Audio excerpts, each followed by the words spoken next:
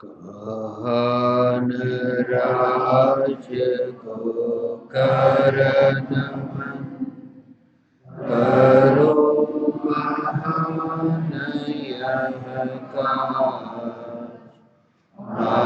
आत्मज्ञान की प्राप्ति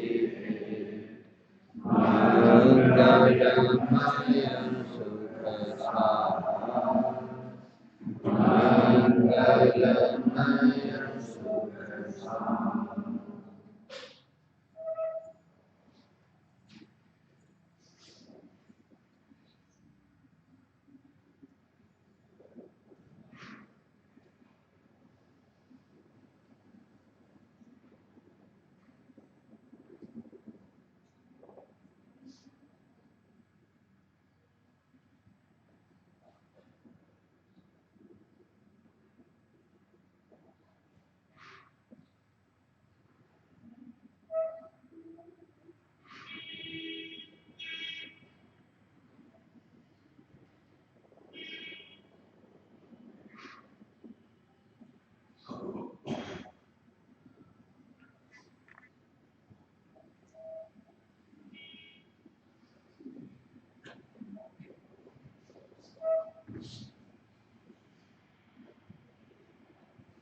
चैतन्य स्वभावी भगवान आत्मा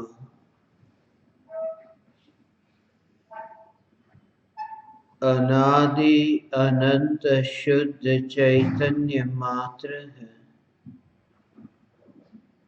ज्ञान मात्र है। मैं शुद्ध चैतन्य मात्र, ज्ञान मात्र भगवान आत्मा हूँ। प्रति समय यह जागृति बनी रहे, इस जागृति का नाम धर्म है। देह की प्रत्येक क्रिया के काल में और विकल्पों के बहते प्रवाह के काल में ज्ञानी को प्रति समय यह जागृति रहती है कि मैं चैतन्य तत्व इस देह की किसी भी क्रिया में और विकल्पों के बहते प्रवाह में कहीं भी मिला नहीं हूँ। ऐसा शुद्ध चैतन्य तत्व मैं हूँ।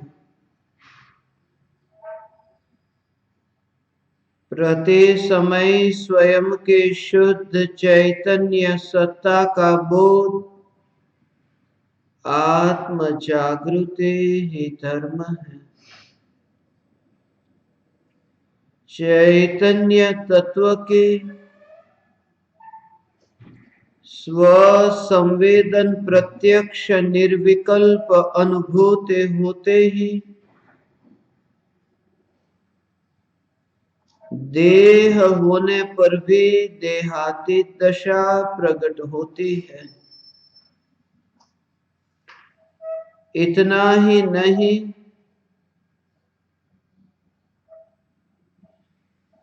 विकल्प होने पर भी विकल्पातीत दशा प्रकट होती है। चैतन्य तत्व की निर्विकल्प अनुभूति होते ही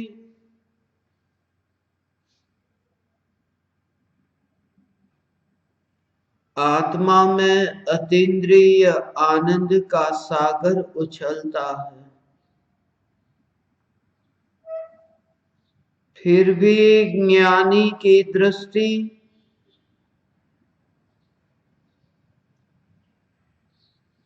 उस अतीन्द्रिय आनंद के सागर की ओर भी नहीं जाती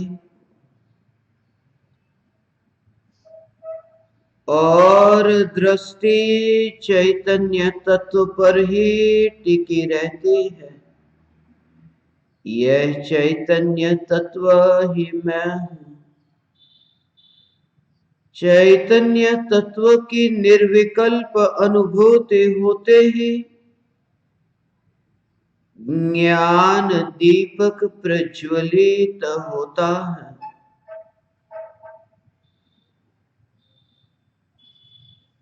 ज्ञान दीपक प्रज्वलित होते ही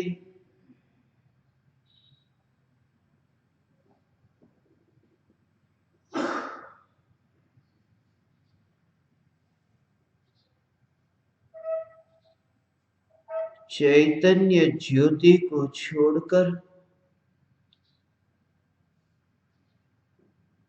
किसी भी पर पदार्थ में या फिर प्रभाव में या फिर स्वरूप के आश्रय से प्रकट होने वाली अविकारी निर्मल पर्यायों में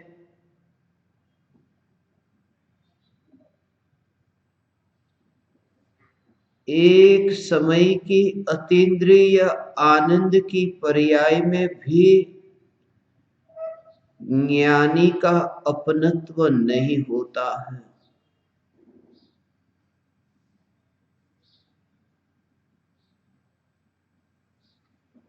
प्रकट होने वाला अतीन्द्रिय आनंद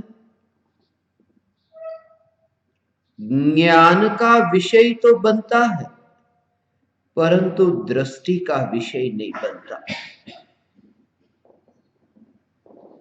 और ज्ञान का विषय अतीन्द्रिय आनंद बने, उससे अतीन्द्रिय आनंद को कोई लेना देना नहीं, क्योंकि ज्ञान का जो विषय है वह ज्ञान का विषय तो अनंत है, और उन अनंत में यह अतीन्द्रिय आनंद भी गर्भित है, शामिल है।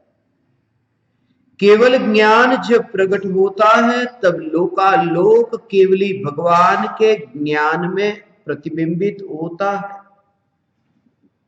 ये सारा जगत केवल ज्ञान में प्रतिबिंबित होता है, तो ज्ञान में प्रतिबिंबित होना, इसमें कोई दोष नहीं है।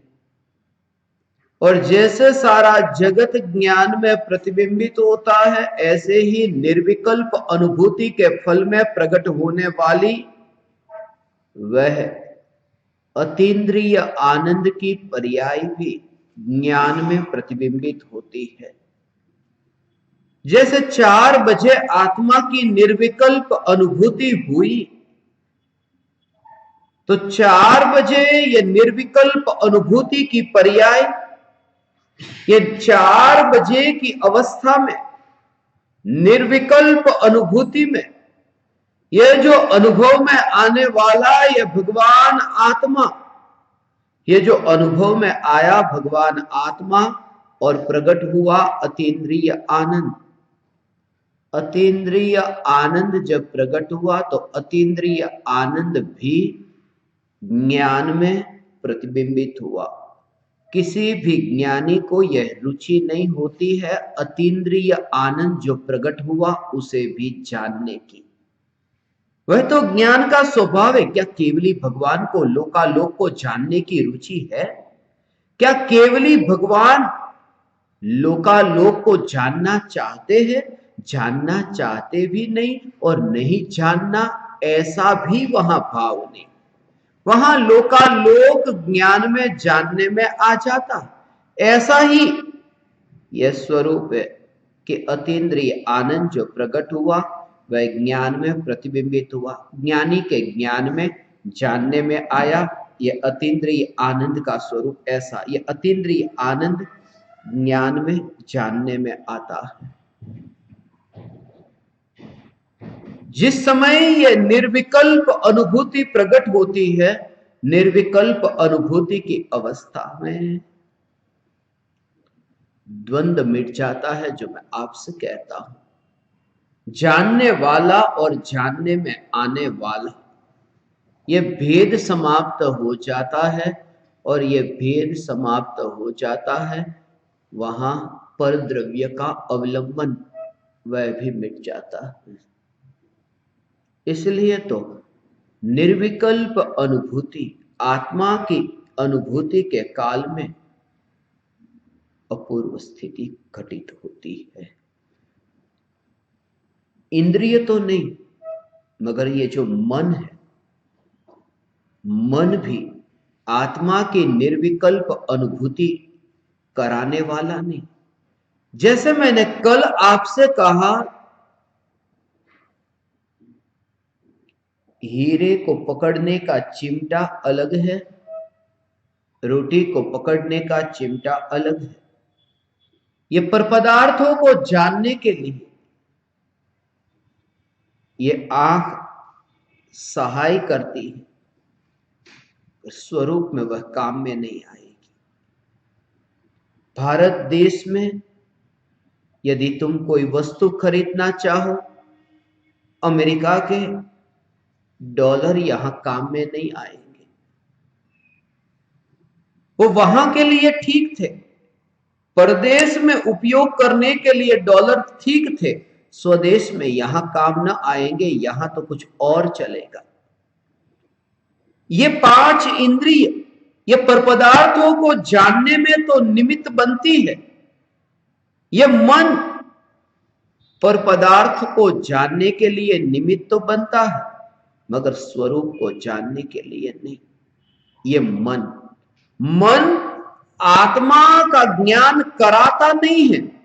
यहां तक कि आत्मा का जब ज्ञान होता है तब निमित्त भी नहीं होता है।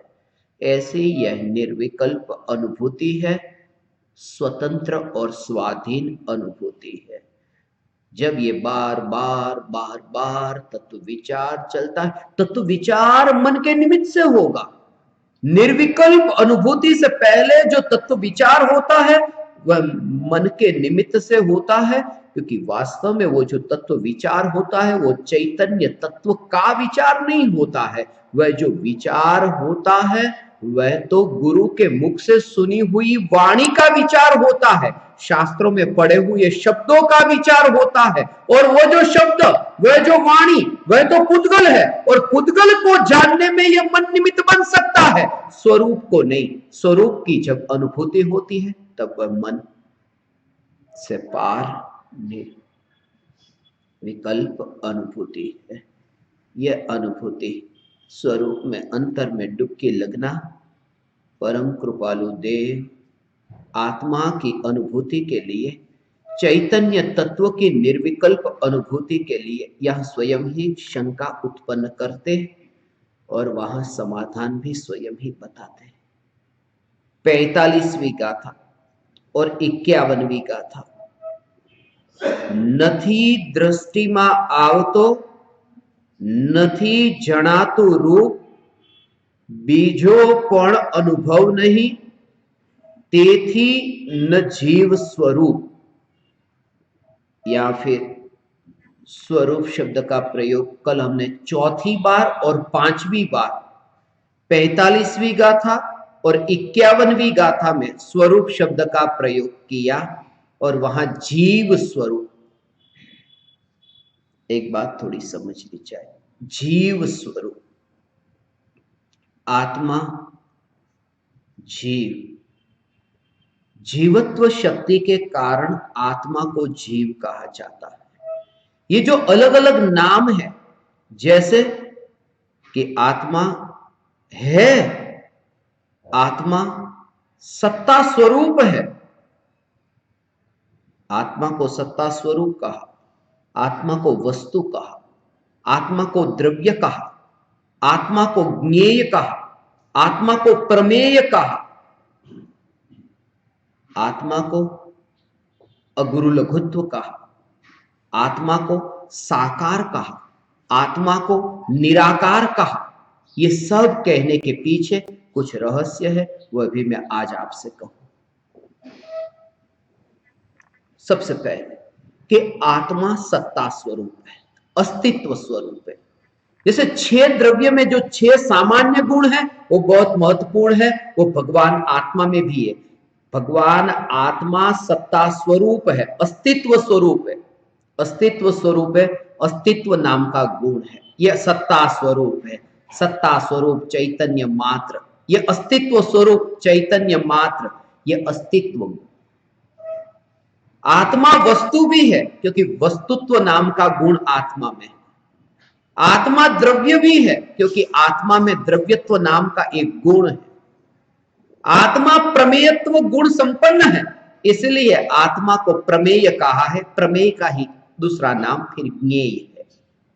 ज्ञान में, जानने में आने वाला उसे ज्ञेय कहते हैं, और ज्ञेय अर्थात प्रमेय से प्रमाण अर्थात ज्ञान, प्रमाता अर्थात ज्ञाता, ये सब प्रमाण, नई, निक्षेप का स्वरूप आपने समझा।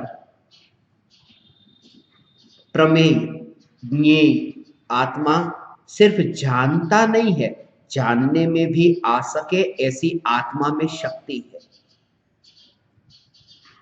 ये समझने जैसा। बाकी जो द्रव्य है उन द्रव्यों में ऐसा है, जैसे पुद्गल द्रव्य है, ये शरीर पुद्गल द्रव्य है, तो ये शरीर में भी प्रमेयत्व नाम का गुण है। ये शरीर ज्ञान का ज्ञेय बन सकता है, मगर शरीर जान नहीं सकता, स्वयं नहीं जान सकता। भगवान आत्मा ऐसा है जो जानने में आ सकता है और जो जान भी सकता है। ज्ञान गुण के कारण वो जान सकता है और प्रमेयत्व गुण के कारण वो जानने में आ सकता है। ऐसा दोनों स्वभाव उस भगवान आत्मा में है, ये भगवान आत्मा। और तभी तो निर्विकल्प अनुभूति, अभेद अनुभूति, जानने वाला और जानने में आने वाला, ये भेद जो समाप्त हो जाना, ये तभी तो हो सकता है दोनों एक साथ में हो तब। प्रमेयत्व गुण, अगुरु लघुत्व गुण, आत्मा का स्वरूप ऐसा है। आत्मा छोटा या बड़ा नहीं होता। अगुरु, नहीं, गुरु बड़ा, लघु छोटा। आत्मा छोटा या बड़ा नहीं होता। इसका ऐसा अर्थ लोगे तो यही आएगा कि अगुरु लघु, छोटा बड़ा नहीं होता, मगर उसका भाव थोड़ा सूक्ष्म है। ऐसा नहीं कि छोटा बड़ा नहीं होता, उसका भाव समझो। जैसे कि एक वस्तु जिसमें 100 परमाणु है, दूसरी वस्तु यहां जिसमें 100 परमाणु।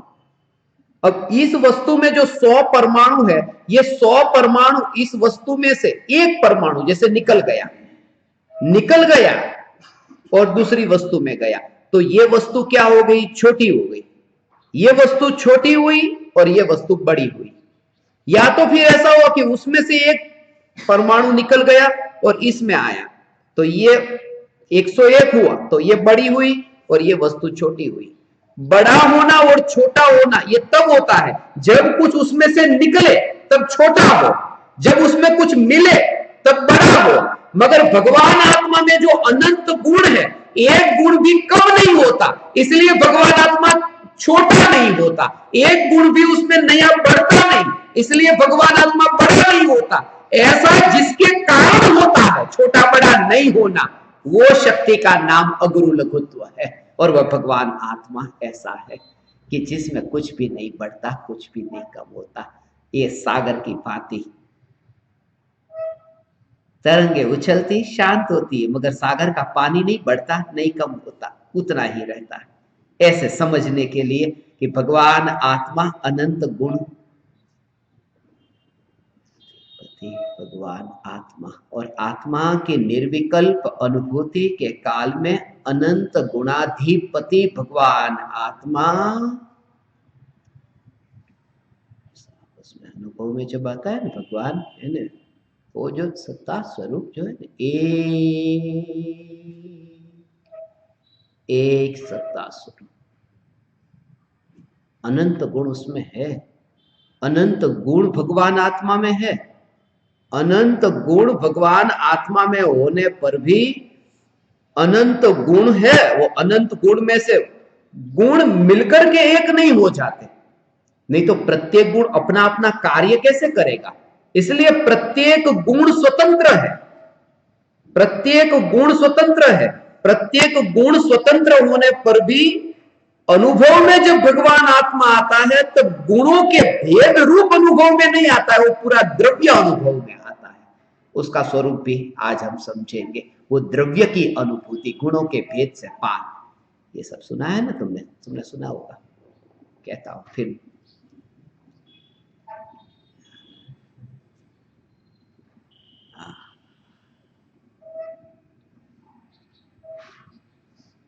चैतन्य तत्व की निर्विकल्प अनुभूति में भगवान आत्मा अनंत गुणों का घनपिंड है, घनपिंड है, अनंत गुणों का घनपिंड है। उस समय विकल्प ही नहीं, ऐसे एक चैतन्य, चैतन्य कहते ही चैतन्य में अनंत की एकता उसमें गर्भित है। ऐसा चैतन्य कहते अकेला ज्ञान गुण नहीं, चैतन्य कहते ही वो अनंत गुणों का घनपिंड भगवान आत्मा, पूरा द्रव्य। ऐसा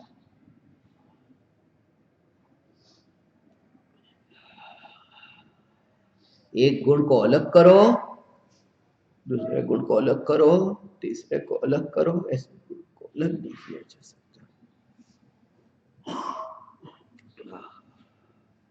यहां तो भेद, अनंत गुण, अनंत गुण के भेद, अनंत गुण जो है वो अनंत गुण की और दृष्टि गई, विकल्प का कारण बनेगा। इसलिए भगवान आत्मा का अनुभव होता है तो अनंत गुणों का अनुभव नहीं होता, अनंत गुणों का अनुभव नहीं होता, अनंत गुणों की एकता का अनुभव होता है, पूरा घनपिंड वो एक द्रव्य। ऐसा एक, ये तो लक्षण ऐसे समझने के लिए, क्योंकि वो पूरा बताया नहीं जा सकता, अनंत गुण को बोला नहीं जा सकता,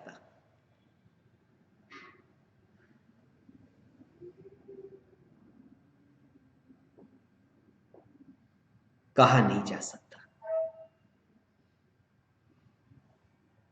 सिर्फ इतना कहा जा सकता है, ज्ञान वाला है, दर्शन वाला है, सुख वाला है, वीर्य वाला है, श्रद्धा वाला, चारित्र, ज्ञान दर्शन चारित्र, ऐसा कहा जा सकता है। जिसके लिए मैं कहता हूं, मैं आपको कहूं, आपने मुझे फोन किया कि आपके घर पर जो भी वस्तु है वो सब वस्तु के नाम मुझे लिखवाओ। अब मैं कितनी वस्तु के नाम लिखवाओ? यहां तो बहुत कुछ है, कितना लिखवाओ?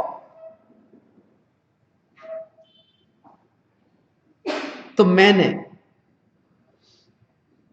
मेरा नाम लिखवाया, घर का नंबर लिखवाया, गली का नंबर, गली का नाम, गांव का नाम, बस 4 लाइन लिखा दी। और फिर आपको कहा कि ये जो 4 लाइन आपको लिखाई है उस पर यात्रा करो, और उस पर जब तुम यात्रा करो, तुम उमराला आओ, फिर उस गली में आओ, फिर उस घर पर आओ। बस तुमने उस 4 लाइन जो लिखवाई थी उसकी ही तुमने यात्रा की, और यात्रा की और वहां आकर देखा तो जितना था सब कुछ देख लिया। वो कहा नहीं जा सकता, मगर एक साथ में सब कुछ देख लिया, एक एक करके नहीं, ये एक है, ये दूसरा, ये तीसरा, सब देख लिया। आप किसी के घर पर जाते हो, एक एक वस्तु को देखते हो, ऐसा ही, अरे कितना अच्छा घर है, कितना बड़ा घर है। वो 4 लाइन जो है वो पता है, वो एड्रेस है। ज्ञान दर्शन चारित्र, ये आत्मा तक पहुंचने का पता है। कृपालु देव ने जीव का पता यहां दिया है 51वीं गाथा में। जे દ્રષ્ટા છે દ્રષ્ટિનો, જે જાણે છે રૂપ, અબાध्य अनुभव जे रहे ते छे जीव स्वरूप। ये जीव का स्वरूप है, ये जीव का पता है, वहां जो स्वरूप बताया। 45वीं गाथा और 51वीं गाथा, दोनों में जीव स्वरूप। ये जो जीव है, इस जीव का अर्थ, प्रमाण का विषय जो जीव है वो नहीं समझना। यहां तो स्वरूप समझाने के लिए ये जीव का स्वरूप समझाने के लिए ये दृष्टि, शिष्य ने जब शंका की, नथी दृष्टि में आवतो, तो दृष्टि कहते ये दर्शन, नथी जनातो रूप कहते ही ज्ञान, बीजो पण अनुभव नहीं, ये अनुभव माने चारित्र, ये दर्शन ज्ञान चारित्र, ये तीनों आ गए तो शिष्य को इतना तो पता है दर्शन ज्ञान चारित्र का। तो जो शंका उत्पन्न करता है कि नथी दृष्टि में आवतो, नथी जनातो रूप, बीजो पण अनुभव नहीं, ये तो सब पता है, और फिर भी कहता है तेथी न जीव स्वरूप। वो शंका करने वाले कृपालुदेव स्वयं है इसके लिए। मगर ये शंका करने की कि जो यहां उत्कंठा के साथ में, जिज्ञासा के साथ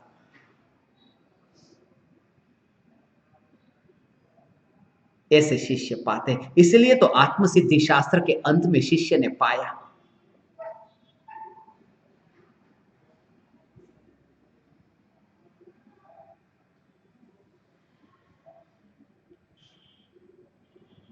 भीड़ बहुत इकट्ठी होती है, पाने वाले कोई विरले होते हैं।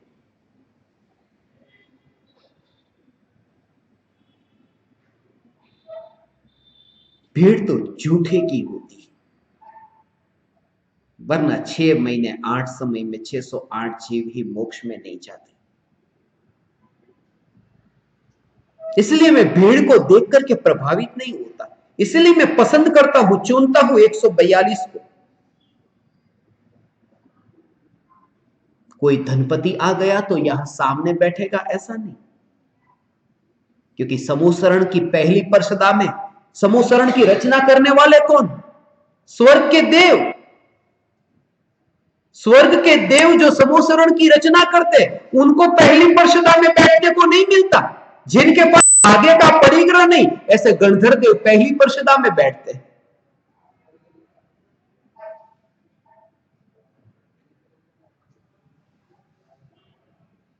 तुम कितने घायल होकर के आए हो, यह महत्वपूर्ण है।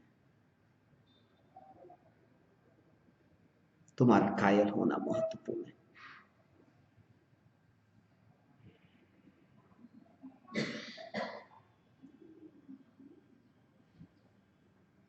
बाकी तो भटकते हैं कीड़े मकोड़े की भांति, फिर समूसरण में जाकर के भी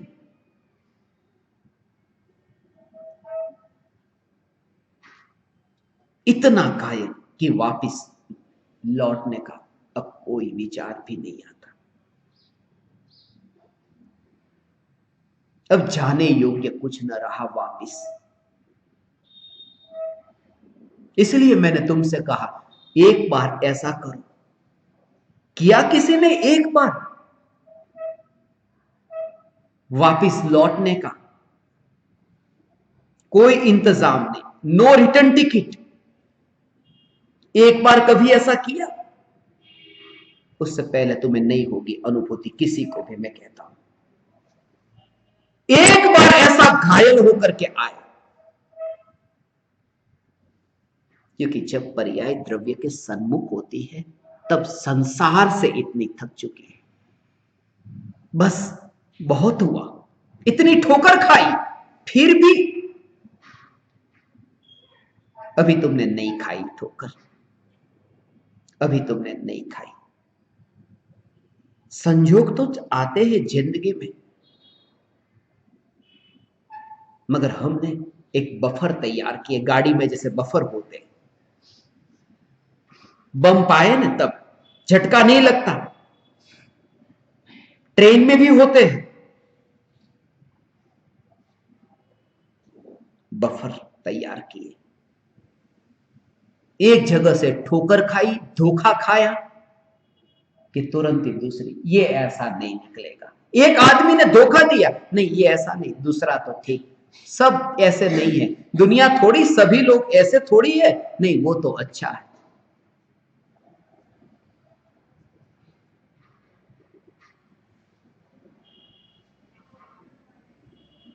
जब तक तुम पूरी तरह से घायल न होगे तब तक अनुभूति न होगी, चाहे जितने शास्त्र को सुन लो, शिविर को सुन लो, कुछ भी ना होगा। तुम घायल हो, मैं तुमसे ये कहता हूं तुम घायल हो।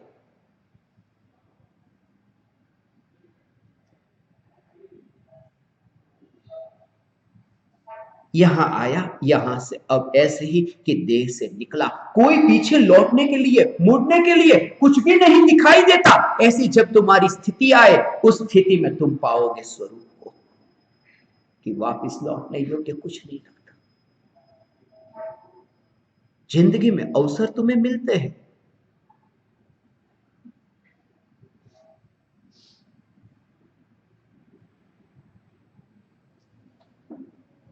परम कृपालु देव शमशान के पास में कहते हैं, वड़ी विचर तो शमशान, स्मशान। मौत को जाकर के देखो, तुम मृत्यु को देखो, तुम बिल्कुल पत्थर हो गए। मृत्यु को तुम देखो, तुम पत्थर हो गए। मगर मैं तुमसे कहता हूं, तुम मृत्यु को भी देखोगे, मृत्यु के भी तुम ऐसे आदि हो गए हो कि तुम्हें वहां भी कुछ भी नहीं होता, कुछ भी नहीं होता। क्योंकि पिछले भव की, तब भी तो तुम मरे थे, मृत्यु आई थी, एक बार नहीं अनंत बार मरे, मगर तुम्हें भटकना है अभी। मृत्यु को देखो, शास्त्र को कम पढ़ो, मृत्यु को ज्यादा पढ़ो, जिसे ये बोध हो जीवन अत्यंत अल्प है।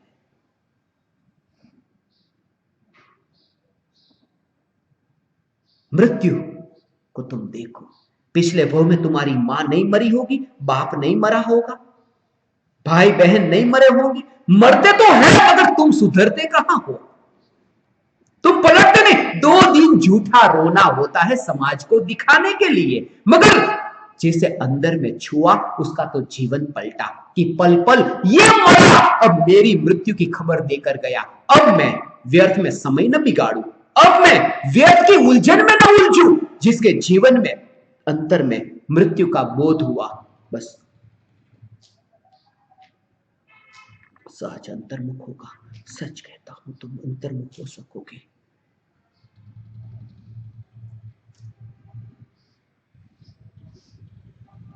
मगर कुछ लोगों की प्रकृति ही ऐसी होती है, बाप मरा, बेटा मरा, पति मरा, पत्नी मरी, मरते तो हैं, मगर 2 दिन तुम रो लेते हो। जिंदगी में परिवर्तन कहां आया? जिंदगी में परिवर्तन का अर्थ तुम जानते हो? परिवर्तन का अर्थ कि काम एक आत्मार्थ नो, बीजो नहीं मन रो, अब मुझे और कुछ भी नहीं चाहिए। तुमने बफर तैयार किए, जिंदगी के लिए कुछ तो चाहिए, फिर मित्र तो चाहिए, फिर कोई तो साथी संगी चाहिए।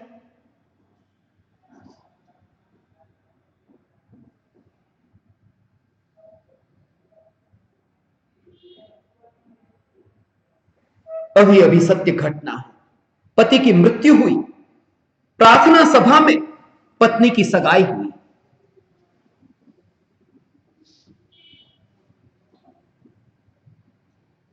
घायल नहीं हुई, एक गया, कोई है कोई दूसरा।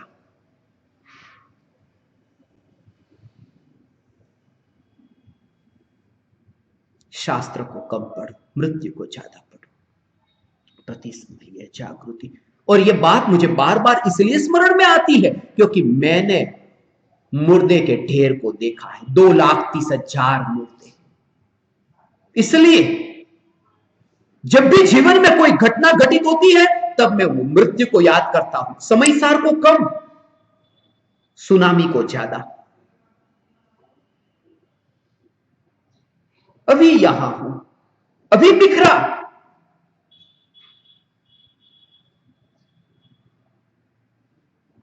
जितनी भी वस्तु को तुमने इकट्ठी करके रखा, इकट्ठी करके रखा, वो सब तुम्हें कूड़ा करकट लग रहा है। जो यहां रह गया तुम्हारे जाने के बाद, वो कूड़ा करकट है। कूड़ा करकट ही रहेगा तुम्हारे जाने के बाद यहां। उसके तुम गुलाम थे, उससे पहले ही वो तुमसे छूट जाए। जीसस हमेशा कहते थे, जो भी वस्तु तुम्हारे हाथ में रह गई तुम उसके गुलाम, और जो वस्तु तुमसे छूट गई उसके तुम मालिक।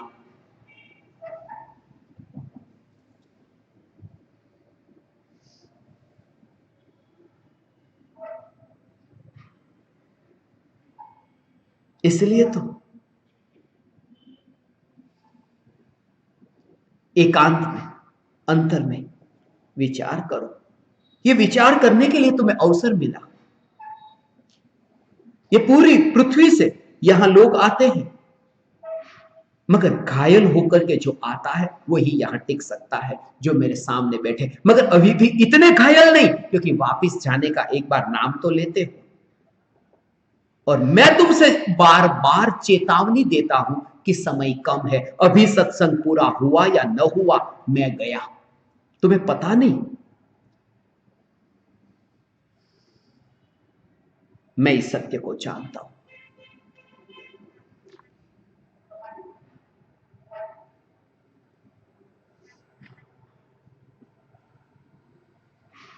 जब मैं बोलता हूं खून निकलता है, ये बैठी गवाह मेरे सामने, खून निकलता है। कब आएगा अपूर्व अवसर, कब आएगा वह, हमेशा मुझे विचार आता है। यह विचार अभी आता है, यह भाव मुझे अभी आता है। बच्चे का भाव है, मगर भाव है।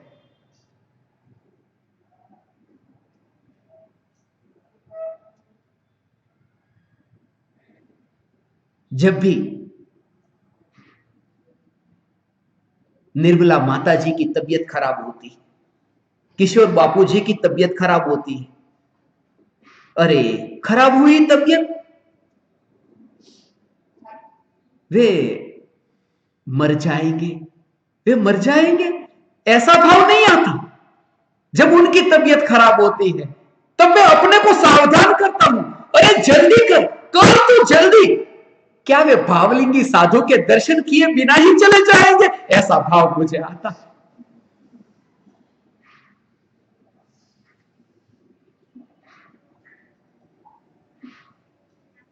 क्योंकि मैंने मृत्यु को देखा है।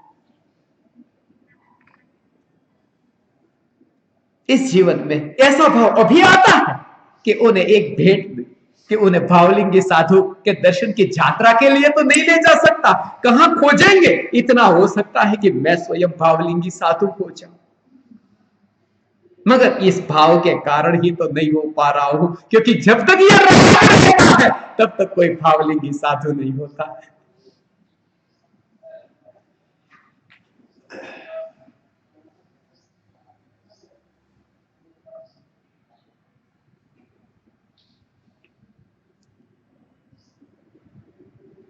आज सुबह ही मैं बच्चों को बता रहा था, मैं आपके लिए भोजन पका रहा था, आज दाल मैंने बनाई, तो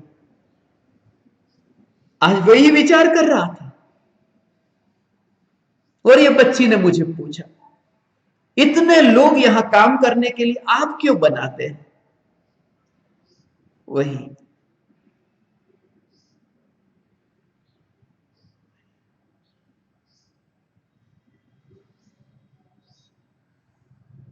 क्योंकि अब 8 तारीख से शिविर प्रारंभ हो रही है। उसमें पूरा स्वरूप होगा, भावलिंगी साधु का आहार कैसा होता है, भोजन कैसा होता है। अभी तो तुम देखते नहीं हो, उस समय मैं तुम्हें पास में बिठाऊंगा, दिखाऊंगा कि साधु के लिए जो भोजन तैयार होता है वो भोजन कैसे होता है। तुम्हें अवसर मिला, 2 दिन तुम यहां आए, 4 दिन तुम यहां आए, 4 दिन की चांदनी, फिर तो तुम गए, फिर वही, ये शिविर के लिए तुम आए, फिर तुम गए, फिर वही जंजाल, फिर वही नरक का द्वार, और तुम्हें यह अवसर प्राप्त हुआ। ऐसा अवसर तुम गवाओगे? इस अवसर को यदि तुमने गवाया, फिर तुम कहां जाओगे सत्य को पाने? कहां होगी तुम्हें सत्य की प्राप्ति, सत्य की? अवसर न गवाओ तुम, न मिलेगा यह अवसर तुम्हें, ये यादें रहेगी। यहां तुम देखोगे, ये पिक्चर में देखोगे, ये वीडियो में देखोगे, पर्दा तो गिरेगा,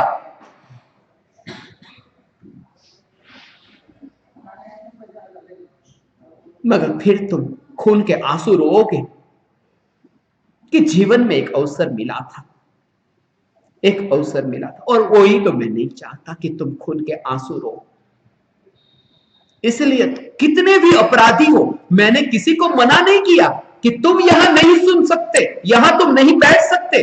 कितने भी अपराध हो तुम्हारे, सभी अपराध क्षम्य हैं।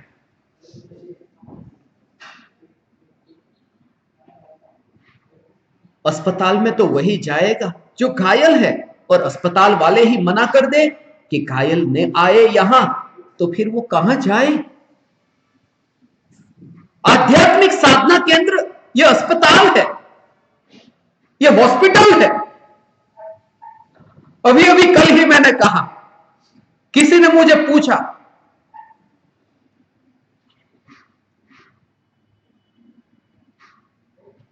कि कहां हूं? हॉस्पिटल में। मैंने कहा हॉस्पिटल में, मैं यहां बैठा था, मगर मैंने शॉर्ट में लिखा, मैसेज में वो शॉर्ट में लिखा तो वो समझे कि आप तो लिख रहे हो हॉल में है। बोला हाँ, हॉल का ही शॉर्ट फॉर्म हॉस्पिटल है, क्योंकि हॉल, हॉस्पिटल में पहला हो है और लास्ट में ल है, तो ये प्रवचन हॉल, हॉल, हॉस्पिटल, ये हॉस्पिटल ही है। उसका पहला और आखिरी अक्षर लेकर के मैंने हॉल लिखा कि ये अस्पताल है।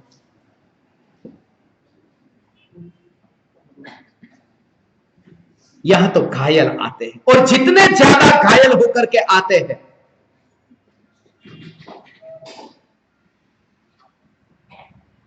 उतने का इलाज जल्दी होता है, क्योंकि घायल जितना होगा उतना समर्पित होगा, अपनी ओर से कोई भी छेड़खानी न करेगा। ये रहा मैं, वो बैठेगा ऐसे, ये रहा मैं, वो लेटेगा ऐसे, इलाज तब होगा।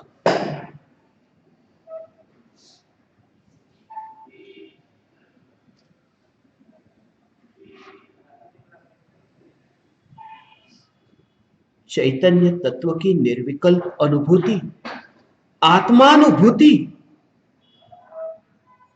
के लिए यह अवसर तुम्हारे पास है।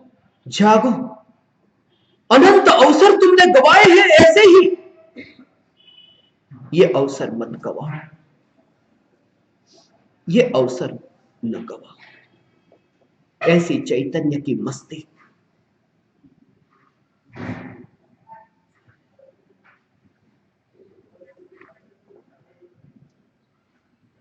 मृत्यु को साथ में लेकर के जियो।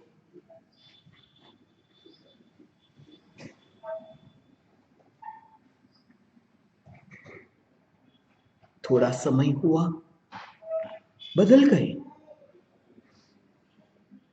ऐसी अंतर्मुख होकर के डुबकी लगे चैतन्य के सागर में।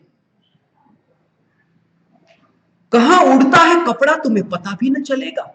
कपड़े उतार करके सागर की गहराई में डुबकी लगाने वाला, डुबकी जब लगी उसे पता है कपड़ा कहां उड़ रहा है।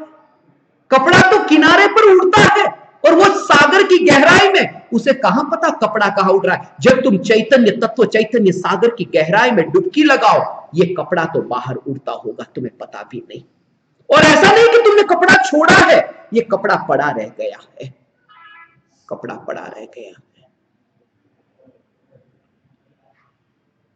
यही निर्विकल्प अनुभूति है, यही आत्मानुभूति है।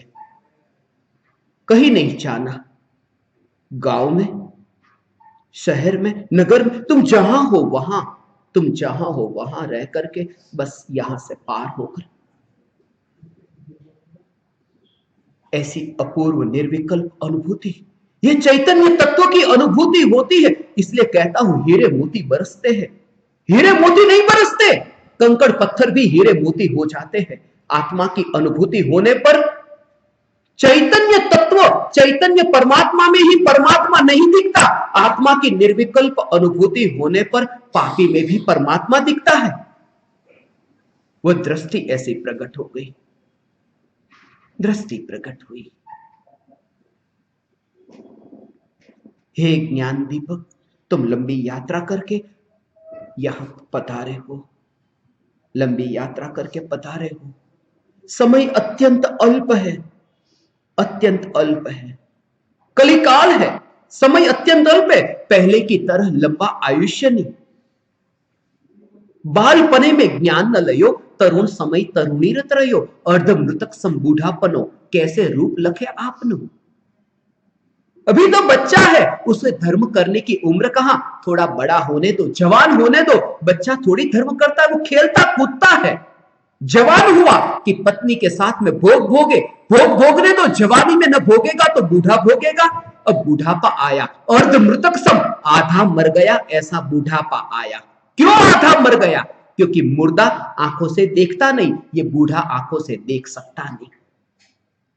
मुर्दा कानों से सुन सकता नहीं, ये बूढ़ा कानों से सुन सकता नहीं। मुर्दा चलकर के मंदिर की यात्रा नहीं कर सकता, ये बूढ़ा भी अब चलकर के कहीं जा नहीं सकता। आधा मरा हुआ अर्ध मृतक सम बूढ़ापनो, कैसे रूप लखे आपनो।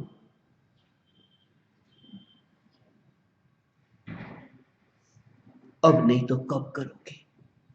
तुम जागो, तुम चेतो,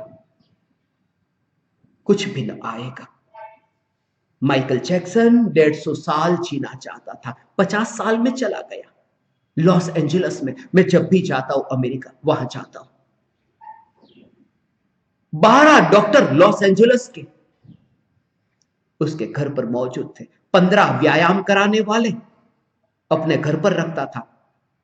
पिछले 25 सालों से तो उसने लेबोरेटरी में डॉक्टर के हाथों से खाना खाया। डॉक्टर दे कि यह खाना आपके लिए ठीक है, एक बार भी बिना डॉक्टर के खाना नहीं खाया। 150 साल जी करके बताओ, 50 साल में मर गया। काली चमड़ी वाला था, प्लास्टिक सर्जरी करवाई, गोरी चमड़ी वाला हुआ। जैसे ही गोरी चमड़ी वाला हो गया कि काले मां बाप को छोड़ दिया और गोरे मां बाप को किराए पर लाया। 2 बार तलाक हुए। हम कहते हैं संपत्ति नहीं, धन नहीं, निर्धन है, इसलिए लड़की चली गई। माइकल जैक्सन के पास तो सब था, क्यों ना रही? यह अवसर प्राप्त हुआ है, तुम जागो। अभी मैं हूं, अभी मैं हूं। वक्त बहुत कम है, मैं इस पृथ्वी पर बहुत कम समय के लिए आया हूं, बहुत कम समय के लिए आया हूं। यह बहुत कम समय है। परम कृपालु देव 33 साल और 5 महीने, मेरे पास बहुत अल्प समय है। और मृत्यु को देख करके तो मैं और जागा और चेता, because I have seen the dead bodies of 230,000 people. Realization of eternal is not important. Most important thing is that you should have the wisdom of the transient. Whenever you will have the wisdom of the transient, you will realize that the soul is eternal. You don't need to put in effort. Your attention will be engrossed automatically. It will be diverted automatically towards your soul whenever you will realize that whole world is transient. अभी है, अभी नहीं। यह दशा प्रकट हो, यह दशा प्रकट हो। मैं राख की दीवार का पड़ोसी चैतन्य परमात्मा, मैं मुलाकाती, मैं उस पृथ्वी की मुलाकात के लिए आया। अंतर में ऐसी अलिप्तता, कहीं पर भी रुचि नहीं। इस राख की दीवार का जो पड़ोसी हो गया, फिर ये सब तो कहां। ये मेरा है, ये मेरा है करते तो हो। तुम कहते हो ये मकान मेरा है, मगर मकान में जब आग लगती है तुम बाहर निकल जाते हो। जब मेरे शरीर में लावा रस बहता है, 144 देशों की यात्रा के दौरान बहुत बार ऐसा हुआ था। मैंने कुछ ज्ञान दीपकों को बताया है। जब मैं इंडोनेशिया में था,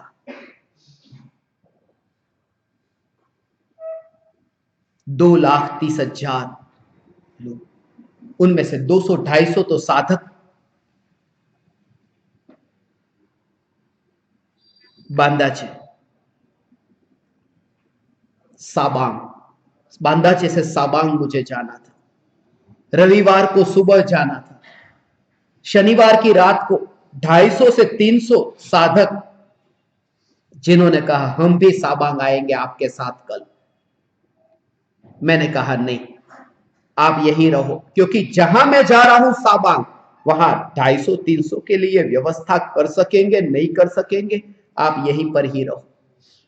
तो उन्होंने कहा तो आप भी मत जाओ, फोन करके मना कर दो कि अगले रविवार को हम सब साथ में आएंगे। मैंने कहा नहीं, वहां तैयारी हो गई है, सब सुनने के लिए तैयार है, मुझे जाना होगा। मैं सुबह जाकर के शाम को फेरी से वापस आ जाऊंगा, बोट से वापस आऊंगा। और रविवार को 26 दिसंबर को 2004 यहां से मेरी बोट यहां से निकली और यह सुनामी का सेंटर पॉइंट था। यहां से बोट निकली, सब मुझे छोड़ने के लिए आए।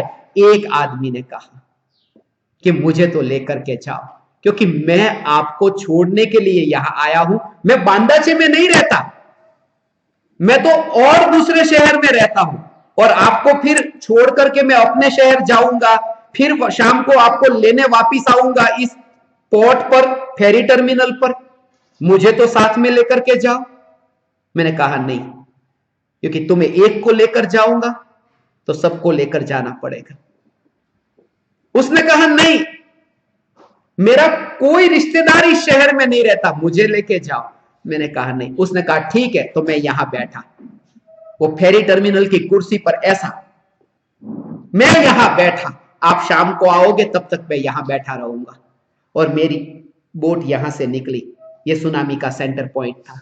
सेंटर पॉइंट को क्रॉस किया बोट ने, और यहां 10 मिनट आगे गया।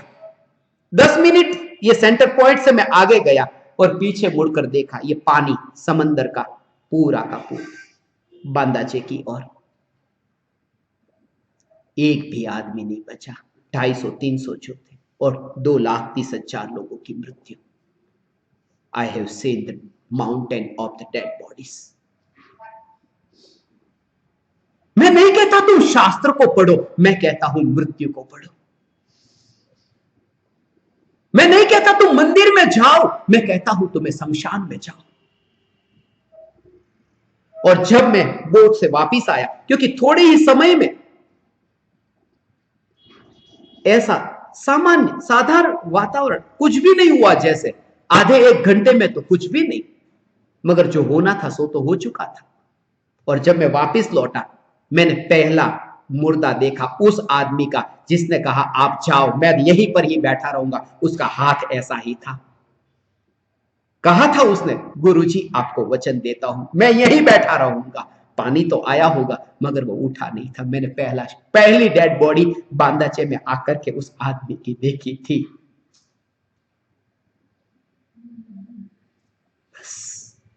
फिर तुम्हारी पकड़ छूटे, संपत्ति की पकड़, धन की पकड़, पद की पकड़, प्रतिष्ठा की पकड़, ये पकड़ तुम्हारी छूटे, तब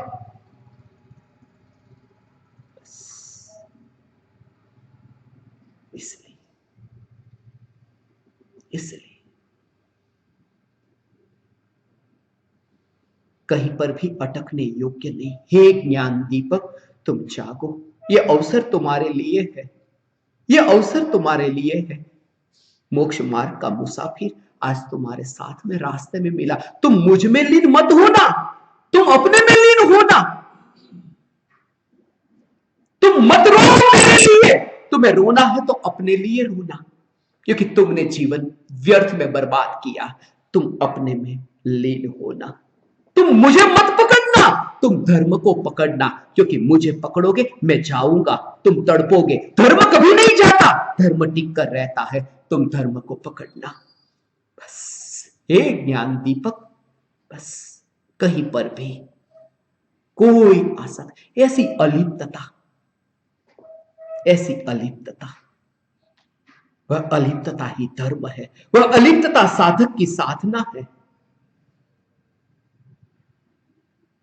दीवार तो गिरती है, ये रात की दीवार तो गिरती है, मगर मैं निश्चिंत हूं, क्योंकि मैं दीवार से दूर बैठा हूं। मुझ पर न गिरेगी से डिस्टेंस बनाकर रखो। ये राख की बनी दीवार, मैं नहीं कहता ये राख होगी, मैं कहता हूं राख है, तुम्हें दिखाई नहीं दे रही, राख की ही बनी हुई ये दीवार है।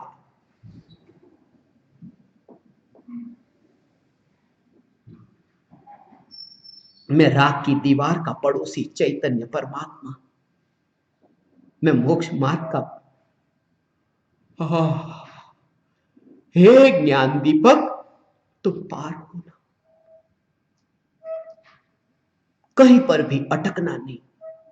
मैं इस पृथ्वी के कोने कोने में गया, दुनिया का नक्शा हमने प्रयोग किए, अमेरिका में,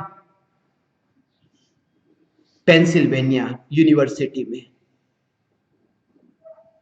न्यूयॉर्क में, येल यूनिवर्सिटी में, दुनिया का नक्शा लाओ और आंख बंद करके उंगली रखो,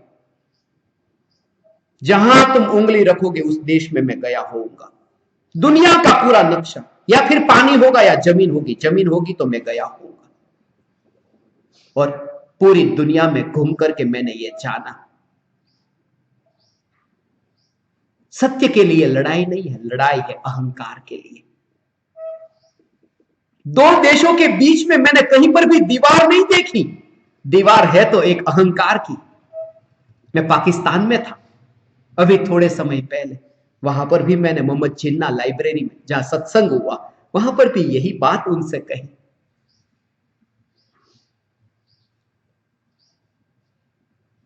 बटन रसल ने किताब लिखी, उस किताब के प्रारंभ में ही उसने लिखा, प्रिय पाठक,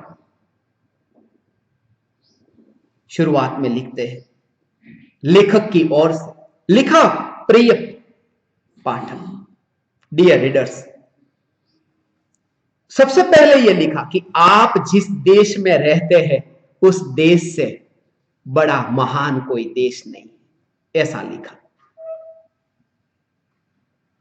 पोलैंड से एक बुढ़िया ने खत लिखा, क्यों बटन रसल, मानना पड़ा ने, हम तो पहले ही कहते थे पोलैंड से बड़ा कोई महान देश नहीं। स्विट्जरलैंड से किसी ने कहा, क्यों बटन रसल, मानना पड़ा ने, स्विट्जरलैंड से महान कोई देश नहीं है। हम जिस देश में पैदा होते हैं उस देश में ऐसा लगता है, मगर ज्ञानी वह है जिसके लिए कोई सीमा नहीं है, कोई सीमा नहीं। चैतन्य तत्व की अनुभूति वह है। इसलिए तो मुझे कहीं पर भी भेद न दिखाई दिया, इसलिए तो मैंने ईरान में, पाकिस्तान में, किस में, सोमालिया, सीरिया, लीबिया, ऐसे ऐसे देशों में मुझे तो वहां पर भी चैतन्य परमात्मा ही दिखाई दिया, क्योंकि सामने जो होता है उसलिए तुम्हें वो नहीं दिखाई देता, तुम्हारी दृष्टि में क्या है वो तुम्हें दिखाई देता है। क्या भोजन के कारण तुम्हें भोजन दिखाई देता है? तुम्हारी भूख के कारण तुम्हें भोजन दिखाई देता है। पानी के कारण कभी पानी नहीं दिखाई देता, प्यासे को दिखाई देता है पानी। चैतन्य तत्व की अनुभूति होने पर तुम्हें सारे जगत में चैतन्य चैतन्य के अतिरिक्त और कुछ भी न दिखाई देगा। बस मृत्यु से पहले वो समय आ जाए, वो घड़ी आ जाए कि तुम्हें कोई पूछे कि तुम कौन? मैं चैतन्य। धार्मिक में भी भेद होता है, भारतीय धार्मिक और पाकिस्तानी धार्मिक। यदि धर्म भी ये भेद करेगा तो फिर भेद छोड़ेगा कौन?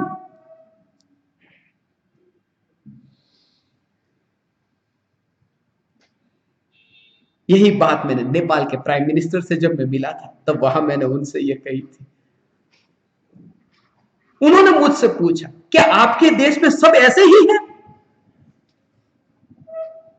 आओ आओ आप। उस समय तो ज्ञान दीपक प्रज्वलन साधना प्रारंभ नहीं हुई थी। समाचार भिजवाया है मैंने।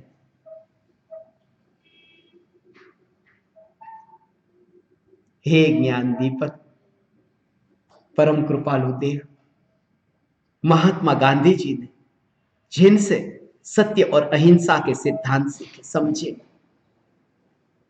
अपने जीवन में अपनाए। गांधी जी ने अपने जीवन में आत्मकथा में लिखा है, मैं सबसे ज्यादा प्रभावित हुआ अपने जीवन में 3 व्यक्ति से, रस्किन, लियो टॉल्स्टॉय और रायचंद भाई, श्रीमद राजचंद्र जी। देह होने पर देहातीत दशा थी।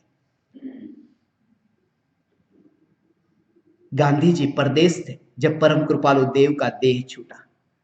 राजकोट में जब पधारे गांधी जी, रेलवे स्टेशन पर पता चला कहीं नहीं गए। राजकोट के रेलवे स्टेशन पर उतरे। रेलवे स्टेशन पर जब गांधी जी उतरे, सीधे ही परम कृपालु देव की श्रीमद राजचंद्र जी की समाधि पर गए और वहां यह पद गाया, अपूर्व अवसर एवो क्यारे आवश्य। गांधी जी को बहुत प्रिय था। अपूर्व अवसर एवो क्यारे आवश्य, क्यारे थईशु बाह्यांतर निर्ग्रंथ जो। कब आएगी वह दशा, हे ज्ञान दीपक तुम पार हो, राख की दीवार का पड़ोसी मैं चैतन्य तत्व। यही तो परम कृपालु देव कहते थे। विचार करते हैं तब तो पता चलता है कि शरीर भी है, क्योंकि चैतन्य की मस्ती ऐसी है। चैतन्य चैतन्य चैतन्य।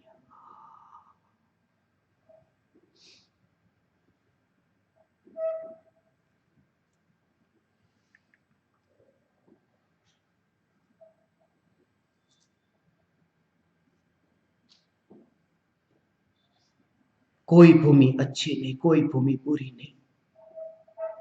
जब तुम्हारे जीवन में धर्म का बीजारोपण, मैं बांग्लादेश में था, पाकिस्तान में, श्रीलंका में, जहां जहां लोग मुझसे पूछते, पवित्र भूमि, पवित्र भूमि, भारत पवित्र भूमि, भारत पवित्र भूमि, पाकिस्तान अपवित्र भूमि है। 1947 से पहले पवित्र थी, एक रात में अपवित्र हो गई। कभी भूमि पवित्र अपवित्र होती? बांग्लादेश पवित्र भूमि थी, अचानक ही एक रात में अपवित्र हो गई। तुम मेरी बातों को निष्पक्ष होकर के सुनोगे एकांत में तो तुम समझ सकोगे। हाँ, कोई राजनेता नेता मेरी बात को नहीं समझ सकता। निष्पक्ष होकर के जो एक साधक होकर के यहां आकर के बैठे, उसे मेरी बात समझ में आ सकती है कि मुसाफिर की तरह यहां पर है।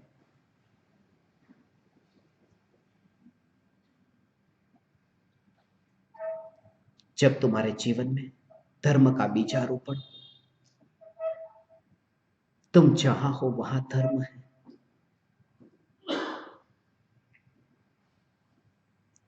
फिर तुम मंदिर जाते हो या नहीं महत्वपूर्ण नहीं है, क्योंकि जब तुम्हारे जीवन में धर्म प्रकट हुआ, तुम स्वयं चलता फिरता मंदिर हो गए। जहां परमात्मा, जीवंत परमात्मा, मंदिर में जो मूर्ति है वो 50 साल 100 साल पुरानी, यहां जो परमात्मा इस मंदिर में विद्यमान, वो तो अनादि काल से अनंत काल तक रहने वाला। तुम मंदिर चल रहा है, और जब भी कोई साधक सत्संग में आता है, मैं देखता हूं ये चलते फिरते मंदिर यहां पर आए। ये मंदिर है। हे ज्ञान दीपक, समय अत्यंत अल्प है। मैं समय गिनता हूं, घड़ी गिनता हूं, आंख खोलते ही समय, आज ही मेरी मृत्यु है। परम कृपालु देव कहते थे। तुम्हें यह पता चले, किसी कैदी को फांसी की सजा मिले कि आज तुम्हें फांसी की सजा है, शाम को फांसी की सजा होगी, और दोपहर में कहो कि तुम्हें हलवा दिया जा रहा है, खाओ ये हलवा, और फिर पूछो कैसा लगा, अरे मीठा लगा, मजा आया, नहीं मुझे तो वो फांसी दिख रही थी। हलवा खा तो लिया मगर मौत दिखती थी। जब तुम्हें मौत एक बार दिख जाए, फिर यहां पर कहीं पर भी सुख मानने योग्य कुछ भी नहीं, सुख मानने योग्य कुछ भी नहीं। महावीर भगवान 2500 वर्ष पहले हुए। मैं जब इजिप्त में था, इजिप्त में मम्मी, आपने पढ़ा होगा किताबों में, मैंने वहां मुर्दे को देखा जो किताबों में 6,000 साल पुराने मुर्दे, 5,000 साल पुराने मुर्दे, और महावीर भगवान 2,500 साल पहले हुए। महावीर भगवान के शरीर का कोई अता पता नहीं, कहां गया शरीर, कहां है वे परमाणु। तीर्थंकर के परमाणु भी इस पृथ्वी पर कहां उड़ते हैं पता नहीं। मेरा और आपका तो क्या कहना। तुरंत ही भेद विज्ञान दर्पण के सामने देखा, देखा, अरे कौन सुंदर, अभी बिखरी ये दीवार, फिर कौन तुम पार हो सको। और उस समय जो तुम्हें निराकुलता और शांति का अनुभव होगा, बस वही धर्म है और धर्म कुछ नहीं। फिर तुम्हें कोई पूछे कि तुम हिंदू, तुम मुस्लिम, तुम जैन, तुम सिख, तुम कौन, चैतन्य। उसका नाम तुम कोई भी दो। मुझे एक घटना अभी स्मरण में आई।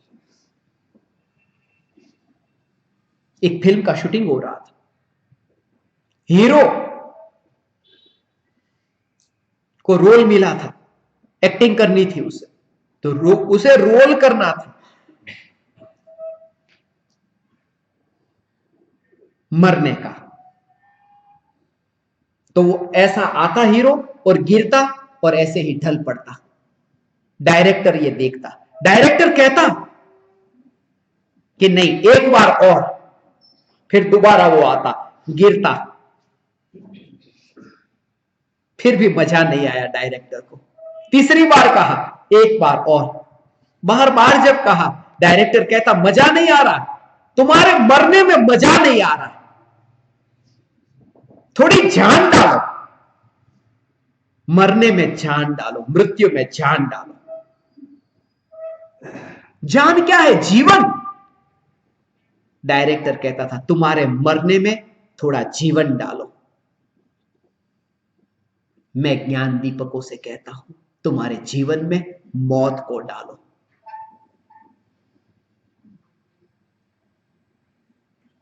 खुला मिला दो अंतर में।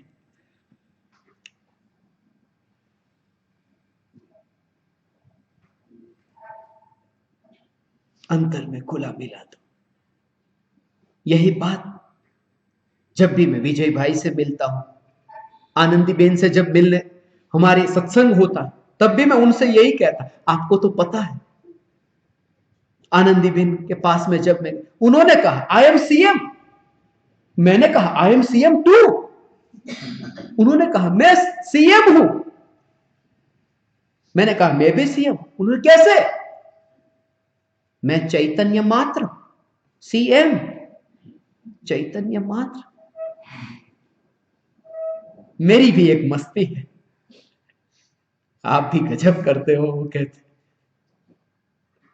समय नहीं था, मगर फिर भी बैठ गए।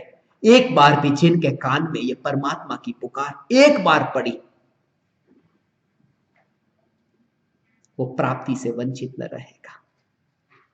जब प्राण छूटते होंगे तब भी उन्हें एक बार तो ये स्मरण में आएगा कि जो जा रहा है वो कहीं नहीं जा रहा, वो तो अपने में ही है। हे ज्ञान दीपक, जिंदगी एक सपना है, मृत्यु है सपने का छूट जाना। मैं सपना कहता हूं, जिंदगी एक सपना है, मृत्यु है सपने का छूट जाना। और सपना छूट जाए उससे पहले जो जाग जाए उसका नाम धर्म है।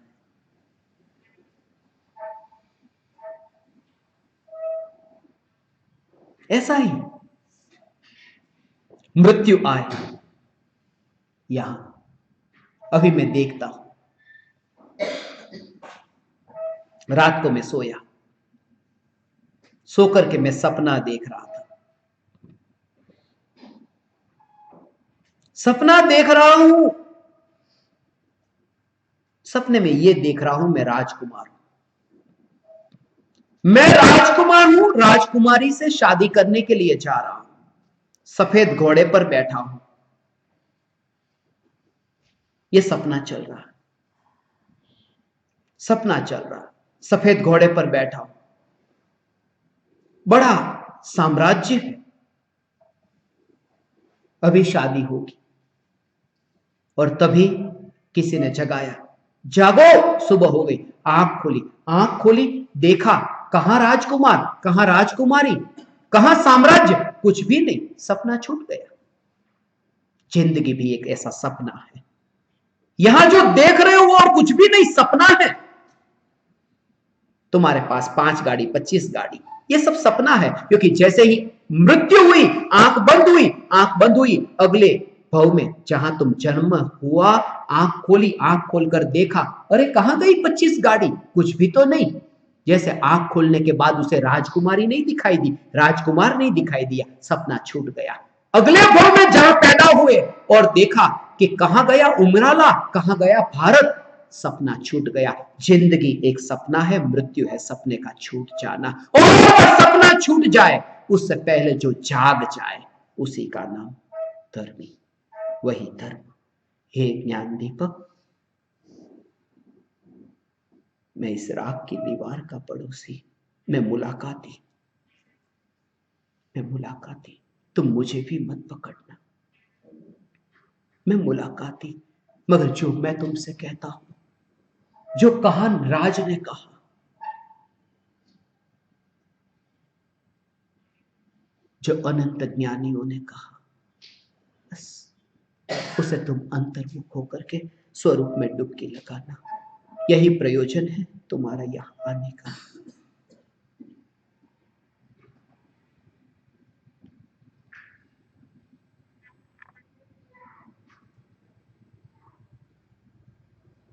जीव का स्वरूप यहां पर स्वरूप पर परम कृपालु देव ने जोड़ दिया।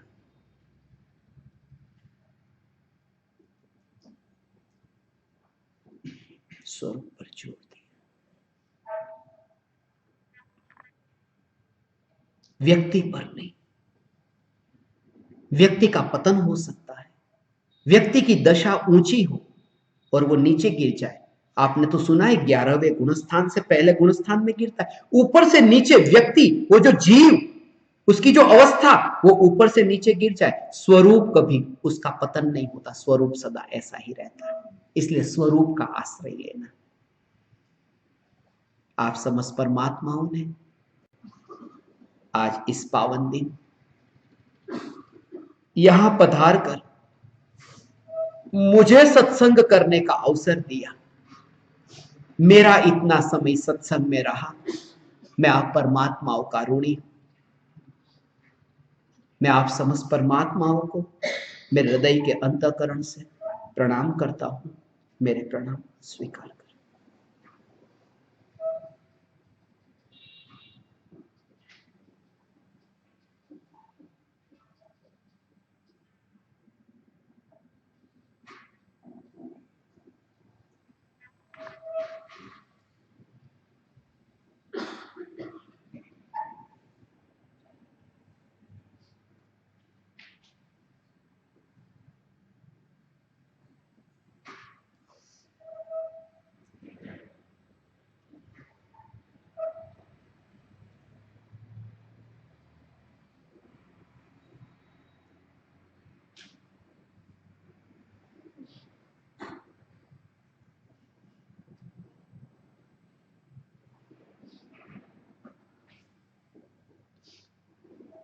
जीवन एक सपना है, जागना हो तो अपना है।